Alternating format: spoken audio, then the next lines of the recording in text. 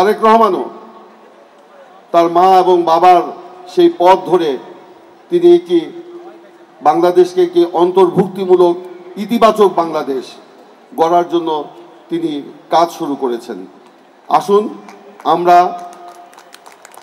আমাদের নেতা তারেক রহমানের হাতকে শক্তিশালী করি।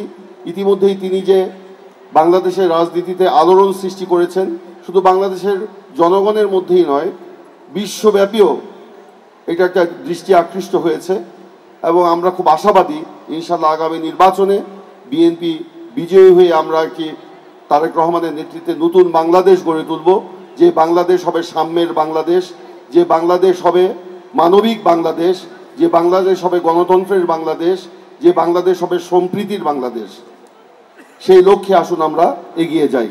এখানে কয়েকটি ঘটনা বলা হয়েছে। আমাদের হালুয়াঘাটে মামলা করতে চাইনি, আমি জোর করে মামলা করিয়েছি এবং থানাকে আলটিমেটাম দিয়ে 24 ঘন্টার মধ্যে দোষীদেরকে গ্রেপ্তার করিয়েছি এবং সমস্ত গারো নেতৃবৃন্দকে নিয়ে একসাথে বসে প্রশাসনকে বসিয়ে আমি বলেছি ভবিষ্যতে যদি এরকম ঘটনা ঘটে তাহলে আমি ইমরান সালেহ প্রিন্স গারো সম্প্রদায়কে নিয়ে রাজপথে অবস্থান গ্রহণ করব।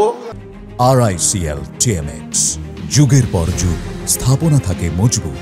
অবশ্যই এই বাংলাদেশে আমরা এই ধরনের ঘটনা ঘটতে দেখতে চাই না এবং শুধু গারো নয়, বাঙালি মুসলমান মেয়রও লাঞ্ছিত হচ্ছে। এই যে ইভটিজিং হচ্ছে, এই যে আপনার বিচ্ছিন্ন কিছু ঘটনাগুলো আমাদের মনের মধ্যে দাগ বসাচ্ছে, দুঃখ বেদনার সৃষ্টি করছে।